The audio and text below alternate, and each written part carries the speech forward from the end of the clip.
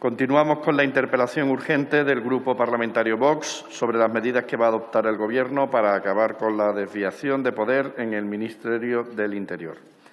Para su defensa tiene la palabra la señora Olona Choclán.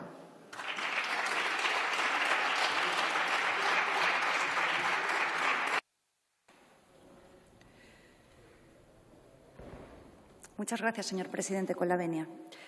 Señor ministro, buenas tardes.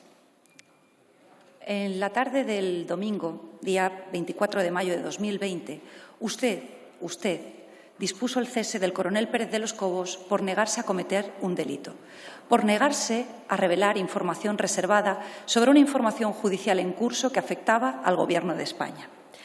Y 3 días después, el día 27 de mayo, tengo que confesar que usted y yo vivimos un momento muy íntimo en esta misma Cámara, durante la sesión de control. No estábamos solos, eso desde luego. Pero ese mismo día, en esa sesión de control, cuando yo le pregunté y le formulé 5 concretas preguntas sobre el cese del coronel Pérez de los Cobos, solo usted y yo sabíamos en este hemiciclo que si le formulaba esas concretas preguntas y no otras, es porque yo conocía las respuestas de antemano, al igual que usted. Veamos esas preguntas. Señor ministro, el coronel Pérez de los Cobos recibió una llamada el domingo por la tarde del general Berrocal preguntándole por el curso de las investigaciones judiciales. Señor ministro, el coronel Pérez de los Cobos recibió una llamada el domingo por la tarde del teniente general Santa Fe pidiéndole información sobre el informe emitido por la Policía Judicial. Señor ministro, el coronel Pérez de los Cobos recibió una llamada el domingo por la tarde a las 22:30 horas de la directora general de la Guardia Civil comunicándole su cese porque no había informado sobre el informe emitido por la Policía Judicial de la Comandancia de Madrid. Señor ministro, ordenó usted a los generales Berrocal y Santa Fe que procedieran a requerir al coronel Pérez de los Cobos información sobre las investigaciones judiciales en curso. Señor ministro Marlaska, ¿ordenó usted a la directora general de la Guardia Civil que procediera al cese del coronel Pérez de los Cobos por cumplir con su función? Esas fueron mis preguntas, 5 concretas preguntas. ¿Y sus respuestas, ministro, lo recuerda? Usted me insultó. Se atrevió a decir que mi intervención estaba plagada de falacias y de falsedades. Y dijo literalmente, y me acusó de mentir a sabiendas. Hoy la ciudadanía española sabe que era usted, un ministro del Gobierno de España, el ministro del Interior, quien estaba mintiendo. Pero ese miércoles, ministro, en ese momento tan íntimo que usted y yo vivimos, solamente usted y yo sabíamos en este hemiciclo que estaba mintiendo. Cuando me acusaba de haber tenido una intervención llena de falacias y de mentir a sabiendas, era yo la que sonreía y usted estaba pálido, porque ambos sabíamos que yo ya le había atravesado con la daga de la verdad y que era cuestión de tiempo que usted cayese. De ahí mi sentencia final. Usted va a caer por sus subordinados. Vale la pena detenerse en la trayectoria del coronel Pérez de los Cobos para que la ciudadanía española entienda por qué usted ha sido calificado como el indigno ministro Marlaska. Muy Guardia Civil. Así definen al coronel quienes durante lustros han batallado con él en primera línea de fuego, porque el coronel Pérez de los Cobos, donde ha crecido, es en la lucha contra el terrorismo de ETA. En el año 1982 ingresa en la Academia General Militar y después de 5 años, en el año 1987, ya como teniente, es destinado al GAR. En nuestra memoria y en nuestro corazón, el teniente coronel Galloso, fallecido por COVID, ex jefe del GAR, en marzo de 2020. Después de estar destinado en el GAR, es destinado al Servicio de Información de la Guardia Civil, concretamente a la que entonces se conocía como la Unidad de Servicios Especiales, esa unidad dedicada a la obtención de información para dedicarse a la lucha contra el terrorismo de ETA. Ya como capitán, el hoy coronel asumió la jefatura de la Unidad Orgánica de PJ de la Comandancia de Madrid, donde permaneció durante 7 años. Del año 2000 al año 2006 permaneció en el Estado Mayor de la Guardia Civil y es permaneciendo allí donde un ministro del Interior le recabó para actuar como asesor de la Guardia Civil en el Ministerio del Interior. ¿Sabe qué ministro era? Ministro Marlaska, en paz descanse, Pérez Rubalcaba, un ministro socialista. 5 años permaneció allí como asesor de la Guardia Civil y posteriormente, en el año 2011, el ministro del Interior Camacho, a la sazón también socialista, le encomienda la alta responsabilidad del Gabinete de Coordinación y Estudios del Ministerio del Interior. Tras la salida del Gobierno de Zapatero, ya con el Partido Popular en la Moncloa, Pérez de los Cobos mantuvo su responsabilidad como director del Gabinete de Coordinación y Estudios, con dos ministros del Interior populares, el señor Fernández Díaz y Juan Ignacio Zoido. Su voz en materia de seguridad es tan autorizada, su experiencia tan dilatada y su prestigio suscita tal consenso que fue designado por la Fiscalía para asumir la coordinación técnica de la operación que en teoría tenía que impedir la celebración del referéndum ilegal en Cataluña el 1 de octubre. También su testimonio ante los tribunales fue clave para que los golpistas catalanes fueran condenados, en el caso del Prusés, por el Tribunal Supremo. Y por eso, precisamente, se le odia tanto en esta Cámara por quienes son sus socios de Gobierno, señor ministro, por los etarras y por los golpistas. Bajo el mando directo de 4 ministros, 2 del PSOE y 2 del Partido Popular, ha consagrado su vida a España el coronel Pérez de los Cobos. Pero entonces llegó el Gobierno socialcomunista, llegó Sánchez, llegó Pablo Iglesias y llegó usted como titular de la cartera de Interior. Y un domingo por la tarde decidieron que había que acabar con la carrera de este servidor público porque se había negado a cometer un delito. Y usted, decidiendo su cese, prevaricó, como prevaricó el secretario de Estado de Seguridad, a la sazón también juez, y la directora de la Guardia Civil. Ahora las sentencias de una audiencia nacional. Y esto, señor ministro, que se lo digo a quien antaño fuera juez, no hace falta que le explique como abogado del Estado que la desviación de poder por la que usted ha sido condenado es la traslación al ámbito administrativo de la prevaricación penal. Pero sobre ello volveremos posteriormente. Qué poco esfuerzo le costó abusar de su condición política para acabar en unos minutos con la carrera profesional de quien llevaba más de 40 años sirviendo y dando y consagrando su vida a España. Y mintió, usted mintió, ministro. Y merece la pena recordar cuáles han sido sus distintas versiones sobre el cese del coronel Pérez de los Cobos. Primera versión. En un primer momento, horas después de acordar el cese, usted aseguró que la destitución de Pérez de los Cobos estaba enmarcada, y cito literalmente, una política razonable, normal, de constitución de un nuevo equipo que busca dar un nuevo impulso al cuerpo en el marco de una dirección de confianza. ¿Sabe qué ocurre, ministro? Que los españoles del todo no somos imbéciles. Y esa explicación chirriaba con la circunstancia de que el cese fulminante se hubiera producido un domingo por la noche, sin haber nombrado un sustituto, algo que pasó varios días después de la supuesta persona de confianza que iba a sustituirle. Y sobre todo chirriaba con la circunstancia de que tan solo 48 horas antes se hubiera conocido a través de un medio de comunicación la emisión de un informe muy contundente contra el Gobierno que señalaba al Gobierno de España la investigación judicial del 8M, informe emitido precisamente por la comandancia donde asumía la jefatura el coronel Pérez de los Cobos y donde usted le cesó fulminantemente. Y chirriaba también con la honrosa dimisión, un día después de conocerse la destitución de Pérez de los Cobos, del entonces DAO, el primer uniformado en la Guardia Civil, el segundo de la Guardia Civil, el teniente general Laurentino Ceña, cuya realidad usted también intentó ocultar justificando en la proximidad de su edad de jubilación, hasta que se filtró su carta de dimisión y entonces pudimos conocer los españoles que usted había mentido y que ahí se hablaba de una purga política. ¿Recuerda cuál fue su respuesta en esos primeros momentos cuando los periodistas le preguntaron si la destitución de Pérez de los Cobos se enmarcaba en un intento de injerencia de su departamento en una investigación judicial en curso? Cito literalmente: después de más de 30 años como juez ejerciendo la jurisdicción, he tenido siempre muy claro cuál es la función del juez y cuál es la de cualquier otro poder del Estado. Y añadió mi frase favorita, señor ministro: hay una palabra que no conjugo, injerencia. Es la palabra que no conjugaré nunca. Citaré a mi admirado Santiago González cuando escribió en aquellas fechas: injerencia es un sustantivo y lo que se conjugan son los verbos. La sintaxis es un valor moral, ya lo dijo Valéry, y Marlaska ha demostrado en estos 2 años que le es algo ajeno. Estas fueron sus palabras, ministro, en rueda de prensa dada el 26 de mayo desde la Moncloa, donde mintió y donde se atrevió a tratar a nuestros agentes del Instituto Armado como mercenarios sujetos a precio, porque en esa misma rueda de prensa quiero recordar que usted anunció bombo y platillo que se aprobaba por el Consejo de Ministros con 5 meses de retraso el tercer tramo de la mal denominada equiparación salarial, que poco conoce usted al Instituto Armado. Y entonces se filtra el 2 de junio a los medios de comunicación, concretamente al Confidencial, el tenor literal de la propuesta de cese de la directora general de la Guardia Civil, donde se pudo leer que el cese y la pérdida de confianza se producía por no informar del desarrollo de investigaciones y actuaciones de la Guardia Civil en el marco operativo de policía judicial con fines de conocimiento. Esta revelación le obligó a ir un poco más allá en sus exiguas explicaciones hasta la fecha y ya por primera vez vincula desde la Moncloa el cese con la investigación judicial del 8M. Segunda versión, señor ministro. La pérdida de confianza se debe, y cito literalmente, a un incumplimiento del procedimiento de comunicación de actuaciones judiciales que se debe a la dirección de la Guardia Civil a través de la cadena de mando. Pero la realidad es que la versión que hasta entonces había mantenido saltaba por los aires y tan solo unas horas antes al senador popular Maillo se había usted atrevido a decir en el Senado: ni yo ni nadie del Ministerio del Interior ni de la Dirección General de la Guardia Civil ha solicitado al coronel Pérez de los Cobos el informe sobre el 8M ni se ha interesado por su contenido. A partir de aquí, su indecencia, ministro, su indecencia y la del Gobierno del que forma parte ya fue exponencial, porque dio otras dos versiones adicionales sobre las circunstancias en las que supuestamente se había producido el cese del coronel Pérez de los Cobos. Tercera versión, imputó al coronel de un gravísimo delito. No contento con haber cercenado su carrera profesional, ahora atacaba el máximo valor que tiene cualquier guardia civil, su honorabilidad, porque su honor es su divisa. Y dijo literalmente, una filtración es un delito de descubrimiento de secreto en el Senado, imputando al coronel haber participado en esa filtración. Hasta tal punto estaba usted desesperado por encontrar una justificación que le salvase la silla pública, que llegó a incoar una información reservada en la Comandancia de Madrid.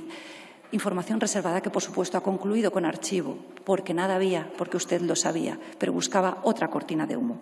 Y, por último, tuvieron la poca vergüenza de vincular al coronel Pérez de los Cobos con la mal denominada Policía Patriótica.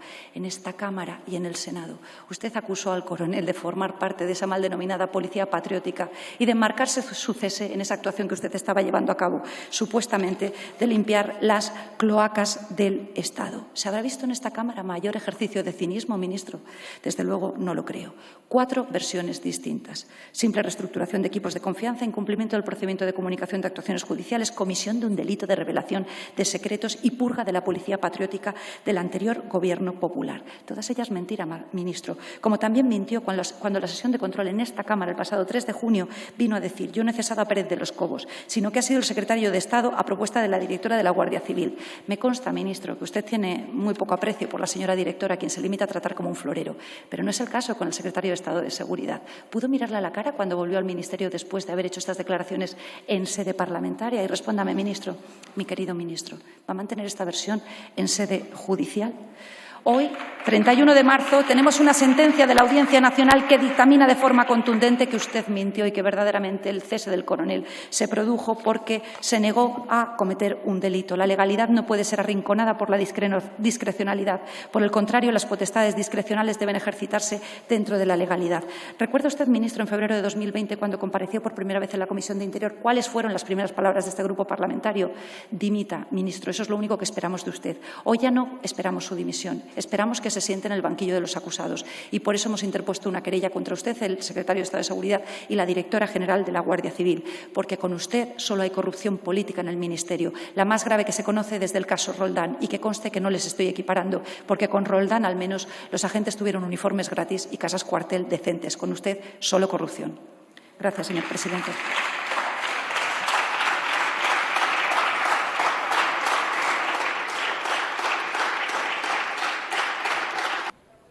Dos cuestiones antes que nada. Espero que retire la referencia, sé que no lo hará, a esa expresión considerar un florero a nadie, ni mujer ni hombre, y menos a la directora de la Guardia Civil. Una mujer realmente que está haciendo historia y que ya ha hecho historia hace mucho en este país. Gracias. Y tengo que comenzar mi intervención señalando que siento, pero bueno, ya estamos acostumbrados, ¿qué le vamos a hacer? El tono crispado, turbado en diversos momentos y siempre carente de rigor que ha exhibido en estos 12 minutos. Evidentemente, eso es, por lo menos, mi conclusión. Ha hecho usted un cóctel absolutamente imposible, una base de acusaciones infundadas. Habla usted de conceptos como persecuciones, purgas ideológicas, presiones políticas o arbitrariedad, basado todo ello en informaciones inexactas, cuando no directamente falsas y que le son muy propias, señora Olona. Sustentado en rumorología y con una narrativa fantástica. Y lo más grave, señora Olona, con un criterio jurídico que roza, se lo digo, como otro jurista, el patetismo. Y que realmente hace que me preocupe muy seriamente porque en algún momento la defensa de los intereses del Estado hayan podido estar en sus manos. Pero, señoras y señores diputados, el Grupo Parlamentario Vox me interpela sobre qué medidas va a adoptar el Gobierno para acabar con la desviación de poder en el Ministerio del Interior. Y eso tiene una respuesta muy sencilla, lo que llevamos haciendo casi 3 años. Gestión, gestión y devolver la decencia al Ministerio del Interior. Todas, absolutamente todas las medidas que ha adoptado mi equipo desde que tomamos posesión el 7 de junio, a partir del 7 de junio de 2018, han ido encaminadas a que el Ministerio del Interior se dedique a la función constitucional que tiene encomendada, que no es otra que asegurar el libre ejercicio de los derechos y libertades por el conjunto de la ciudadanía. Es decir, mi preocupación, señorías, mi vocación desde que el presidente del Gobierno me asignó esta responsabilidad, de la que aprovecho para decir que estoy muy orgulloso, no ha sido otra que recuperar la labor de un ministerio para la ciudadanía, para el conjunto de la ciudadanía española. Y eso, como decía anteriormente, señorías, es devolver la decencia. Empiezo por decir, hasta aquí hemos llegado frente a prácticas que en esta misma Cámara se han investigado y se han censurado. La utilización de medios policiales para la fabricación de informes falsos sobre personas y organizaciones de la oposición. La filtración de informaciones y datos falsos. La distracción de medios públicos para encubrir conductas antitéticas cuando no directamente delictivas. La creación de estructuras de policía paralela y sin los debidos controles. En definitiva, lo que hacemos en el Ministerio del Interior es tolerancia cero, con prácticas que lo que ponían en riesgo era mucho más que la reputación y el buen nombre de un departamento ministerial o de miles de servidores públicos de las fuerzas y cuerpos de seguridad del Estado, porque sobre todo ponían en riesgo de quiebra los principios elementales del Estado de Derecho, de nuestro sistema constitucional, el imperio de la ley, la separación de poderes, la tutela judicial efectiva y el derecho a un debido proceso y las garantías más elementales de nuestros derechos fundamentales. Y por esa tolerancia cero llevo padeciendo este tipo de política de oposición desde que tomé posesión. Un tipo de política, señorías de Vox, basada en el señalamiento, el acoso y el hostigamiento, y simplemente en base a concretar equipos de trabajo. Hacía referencia, por nada de hechos como los que he referido de informes falsos, policías paralelas, etcétera. Dos designaciones, vuelvo a decir, dos designaciones de libre designación, confianza. Una recurrida y confirmada y la otra todavía no firme. Figúrese, después de 3 años con la que venimos. Eso es devolver la decencia al Ministerio del Interior. Pero hablaba del añorado, por supuesto, añorado y mejor Ministerio del Interior que ha tenido este país, Alfredo Pérez Rubalcaba. Mire, el cese definitivo de la violencia por parte de la organización terrorista ETA fue el 20 de octubre de 2011. En febrero de 2012, pocos meses después, llegado el Partido Popular al Gobierno, 10 de los 13 miembros de la cúpula de la Policía Nacional fueron cesados por mutua confianza y aquí no pasó nada en absoluto. Vuelvo a decir, todas las conductas esas de acoso, hostigamiento, señalamiento, que definen su actuación en el espacio institucional como una formación política que pasará a la historia de este país, se lo digo sinceramente, sin haber aportado nada a mejorar nuestra sociedad. Y la vida de las personas, que es para lo que se supone que estamos aquí. 3 conductas con las que ustedes, sí, los escaños de Vox, pero también ustedes, los del Partido Popular, quieren crear un ruido cobarde, un ruido mentiroso, que ensordezca el esfuerzo que estamos realizando para recuperar los 12.000 efectivos que el Gobierno del Partido Popular recortó en 7 años. Que no permita ver la culminación de la equiparación salarial en 3 tramos. Permítame que no comente su referencia al tercer tramo, cómo se debe de materializar el expediente que lleva, el tiempo que lleva concluir el mismo. Creo que igual estoy acertando cuando dije que siento reparos de cómo han podido ser defendidos los derechos de los españoles mientras ha estado activa como abogada del Estado. O que enmudezca la reforma de nuestro sistema de seguridad vial para modernizarlo. Es decir, que impida constatar con ese ruido que estamos haciendo algo tan sencillo como recuperar la seguridad como un bien público basado en 3 pilares. Compromiso con las libertades, prestación de un servicio público esencial y ejemplaridad.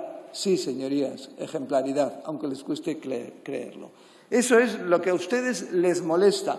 Eso es lo que estamos haciendo.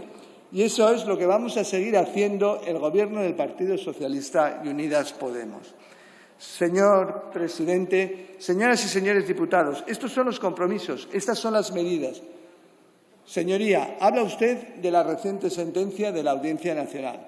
En primer lugar, con expresiones basadas en una concepción patrimonial del poder, porque sus iniciativas van mucho de eso.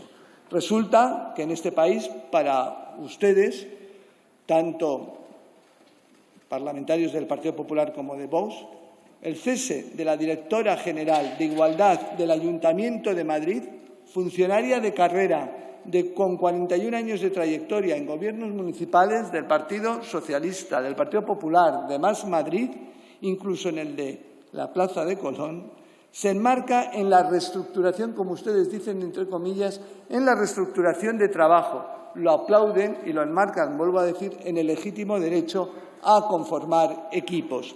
Legítimo derecho que tienen de cesar en puestos de libre designación a profesionales con una trayectoria intachable y de suprimir políticas por la simple razón de que las políticas de igualdad les molestan.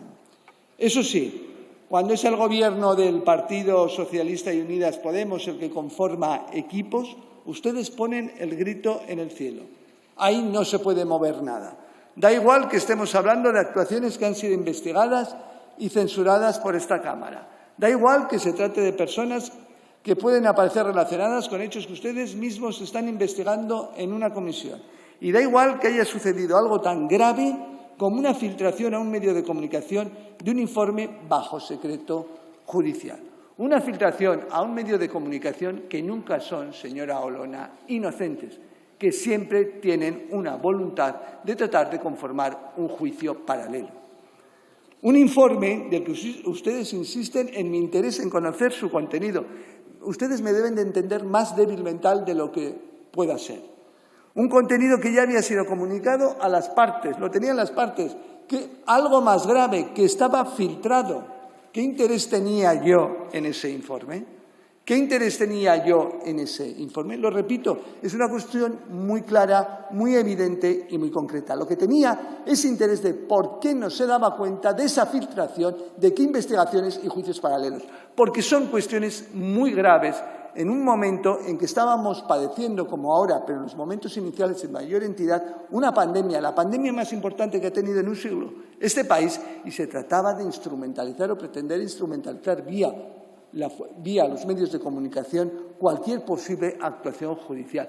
Y lo que hay que hacer es investigar, que se concluye si es la investigación o no, o se tiene éxito es distinto, pero investigar la misma o dar razones de por qué no se había investigado. Y, señora Olona, aquí puede mentir, pero diga eso fuera y sin el parapeto de la libertad de expresión propia de un representante aquí. Diga que yo imputé a persona alguna la comisión de un delito de revelación de secretos. Dígalo fuera de aquí.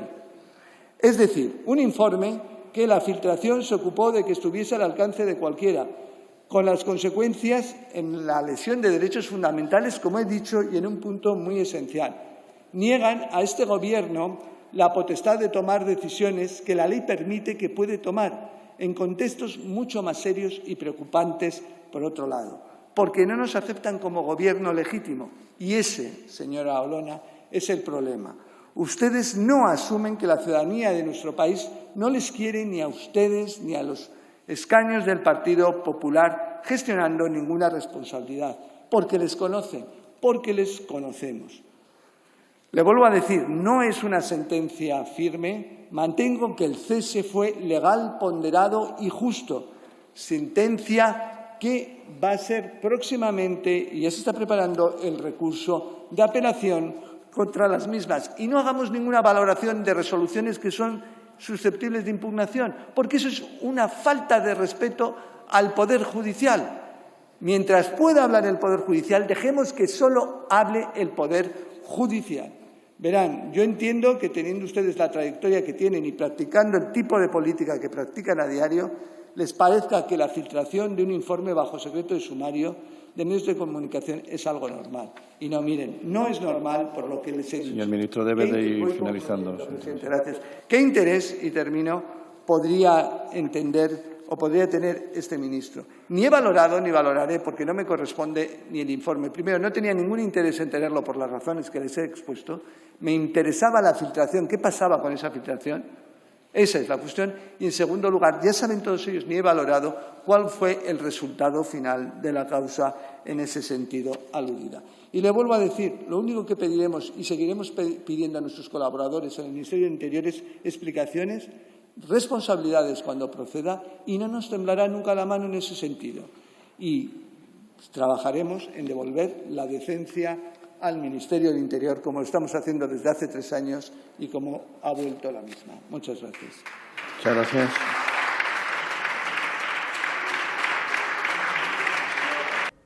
Señoría, por favor, silencio. Escuchemos a la interviniente. Le he pillado, señoría. Gracias, señor presidente. Ministro, tengo que confesarle que estoy muy satisfecha, porque hoy, después de conocerse la sentencia de 31 de marzo de la Audiencia Nacional que le condena a usted, al secretario de Estado de Seguridad y a la directora de la Guardia Civil por abusar de su condición política, por incurrir en desviación de poder, lo más grave que puede hacer un poder público en sede administrativa, hoy toda la oposición en bloque, los medios de comunicación y la ciudadanía, ya que usted hace estos rastreos por redes sociales, lo verá frecuentemente, le califican como el indigno ministro Marlaska. Pero es un apelativo que este grupo parlamentario le atribuyó por primera vez, aunque ahora se haya hecho de todos y estamos muy contentos por ello. Y se lo atribuimos hace muchos meses. Porque hoy le he relatado las circunstancias concretas que yo ya conocía el 27 de mayo cuando usted vino a esta Cámara a mentir. Y si en esta Cámara quedase dignidad, hoy todos reprobaríamos a este indigno ministro que ha venido a la Cámara, que representa la soberanía nacional, para mentir a los españoles. Pero resulta que su indignidad viene de mucho más atrás. Concretamente del 1 de agosto de 2018, cuando usted, prevaricando, procedió al cese del coronel Sánchez Corbí. Y miente usted cuando dice que ese recurso ha sido confirmado. Usted miente porque está pendiente de un recurso de casación ante el Tribunal Supremo, que si hay justicia ganará igualmente como lo ha ganado el coronel Pérez de los Cobos. Posteriormente, el 6 de agosto de 2018, usted aprobó ordenar a la Abogacía del Estado que se desistiera del recurso de inconstitucionalidad contra mal denominada Ley Vasca de Abusos Policiales, que conozco perfectamente porque estoy detrás de ese recurso, se lo aseguro, ministro. Usted personalmente dio al partido extorsionador vasco la herramienta necesaria para poder blanquear la acción sangrienta de ETA. Con posterioridad, el diciembre de 2019, usted obligó a salir de la Dirección de Víctimas del Terrorismo quien fuera la directora, Sonia Ramos. En enero de 2020 procedió al cese indigno de José Antonio Nieto, jefe de Relaciones Laborales del Cuerpo Nacional de Policía, por haber emitido un informe en el que aconsejaba en sus funciones a los agentes que se protegiesen con mascarilla y con guantes. Posteriormente, en mayo de 2020, procede a la indigna destitución del coronel Pérez de los Cobos. Le podría citar tantos casos que describen su gestión en el Ministerio, como más recientes, la purga de 3 agentes del Cuerpo Nacional de Policía asturianos por poner un chat privado. Se Marlaska la tragedia. Tendría que ver mis chats privados, señor ministro. La persecución ideológica a agentes que levantan la voz para denunciar su arbitrariedad, como son el subinspector Alfredo Perdiguero o el secretario general de Jusapol. El veto al ascenso, como hemos descrito anteriormente, del coronel Pérez de los Cobos. Esta es su hoja de servicios, junto con el acercamiento de casi 200 etarras. Y es verdad, ministro, que hoy el presidente Sánchez le ha ratificado en el cargo en esta Cámara. Ha dicho de usted que es un buen ministro. ¿Pero sabe por qué se lo dice? ¿Sabe por qué se lo dice? Porque usted traga con todo. Usted traga con todo. No cualquiera es capaz de tragar con todas las indignidades que usted está cometiendo como ministro del Interior, el peor en la historia de España. Y tenemos algunos casos que le ponían el listón muy alto, ministro.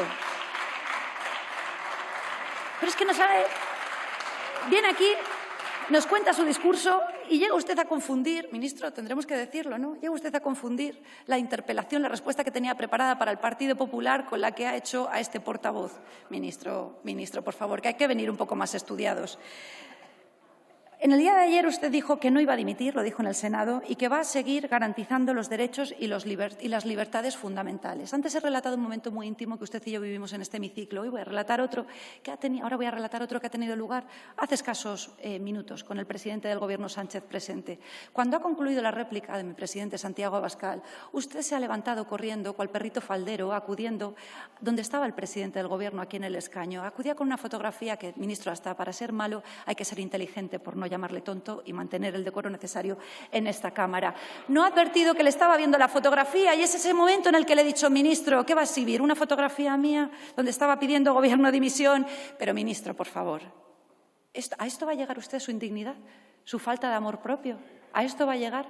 ¿A justificar las pedradas que hemos recibido en todos y cada uno de los actos electorales que hemos celebrado por su culpa? Porque usted está provocando que vayamos a tener un muerto con una fotografía. Entiendo, ministro, que a usted le moleste que se manche la memoria de un asesino. Lo entiendo. Pero entonces dígame, ¿qué tendríamos que hacer con usted? ¿Qué tendríamos que hacer con usted? Porque usted me ha retado a decirle en la calle, señor ministro, la inmunidad parlamentaria, tengo que recordarle, no solamente me ampara en esta tribuna, voy con ella, como el resto de diputados. Usted me ha retado a acudir, concluyo ya, señor presidente, a la calle y decirle lo mismo que le he repetido aquí, que no lo digo yo, ministro, que lo dice una relación de hechos probados de una sentencia de la Audiencia Nacional. ¿Sabe a qué le reto yo? A que vayamos a dar un paseo juntos, y me va a costar. Vamos a dar un paseo juntos. No avisemos a nadie. El barrio lo elige usted, de Madrid. ¿Sabe cuál es la diferencia entre usted y yo? Que frente a los insultos, los gritos, yo sí que le voy a proteger. Señora Olona, debe de finalizar, por favor. Esos gritos de la ciudadanía española. Por eso vive escondido en su vivienda, porque no puede salir a la calle. Y los aplausos que aquí recibe, señor ministro, son los aplausos que no va a tener cuando nosotros le sentemos ante el banquillo de los acusados en un tribunal, que es donde se dará verdadera justicia por la ciudadanía. Muchas gracias, señor presidente.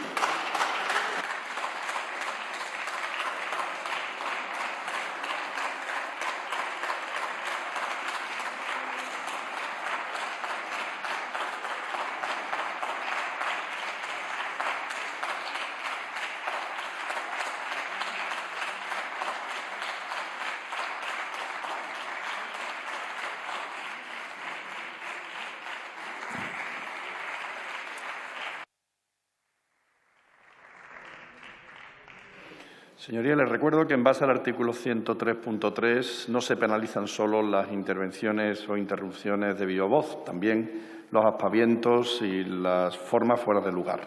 Así que lo advierto para lo que queda del debate. Tiene la palabra para concluir, en nombre del Gobierno, el señor ministro del Interior.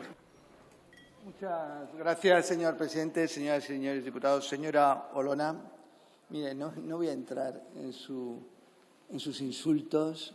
Creerá y se sentirá satisfecha. Estará, como le decía antes a otra diputada, los zascas, humilla. Mire, creo que hay que tener un poco más de pozo de bondad, de inteligencia, de sabiduría para poder humillar. Y los sabios, evidentemente, tampoco humillan a nadie. Evidentemente esperaba que no le gustasen mis respuestas, mis comentarios. Créame que tampoco lo pretendía para nada. Por eso su réplica no me ha sorprendido para nada. No me sorprende porque usted el insulto es propio. Luego se acusa, pero hechos no se concretan, no se dicen nada.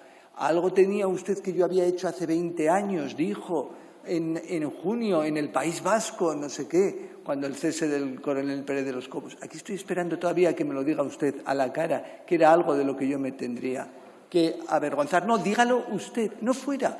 ¿Qué quiere ir? A la calle me reta, seamos más serios, por favor. Seamos todos un poquito más mayores. Ya le decía y me ratifica que creo que van a pasar inadvertidos en la historia de España, por suerte para la sociedad española. Por eso su réplica no me ha sorprendido. Lo que le digo, insisten ustedes en manipular el contenido de una sentencia y las consecuencias de la misma.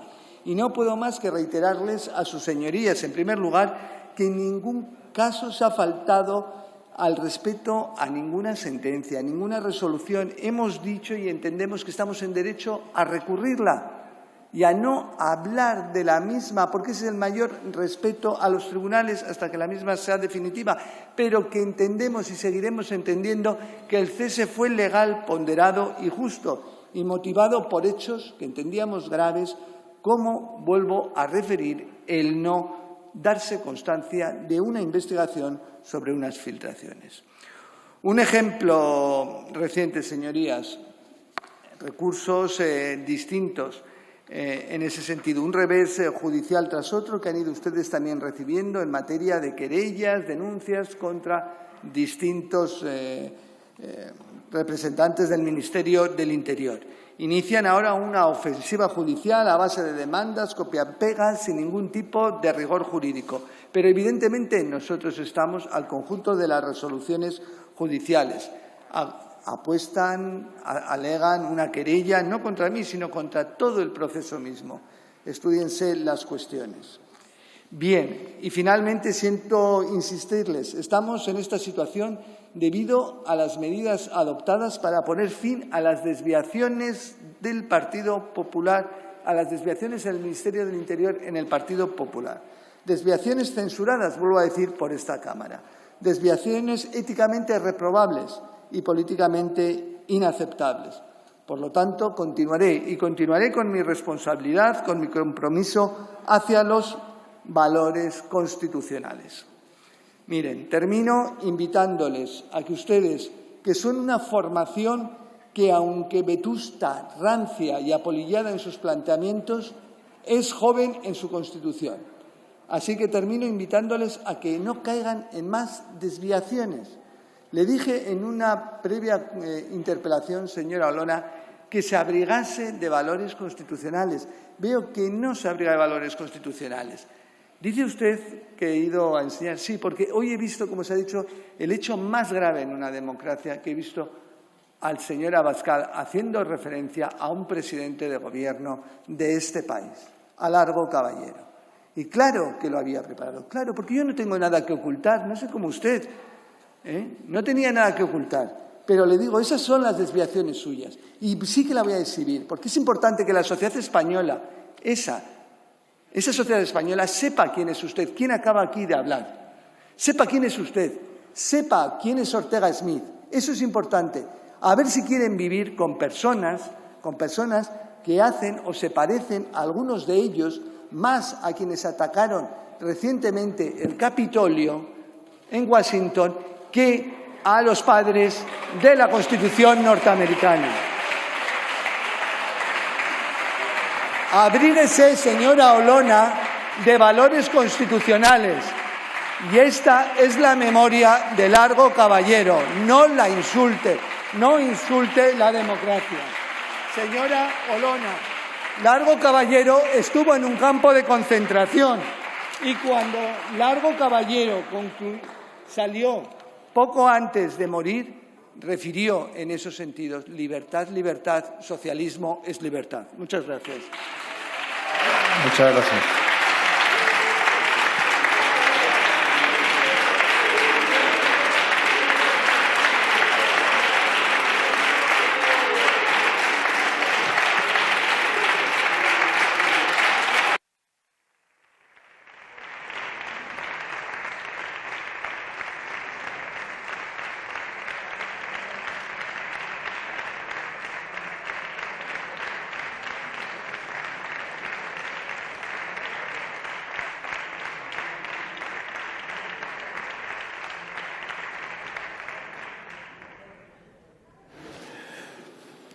Continuamos con la interpelación urgente del Grupo Parlamentario Popular en el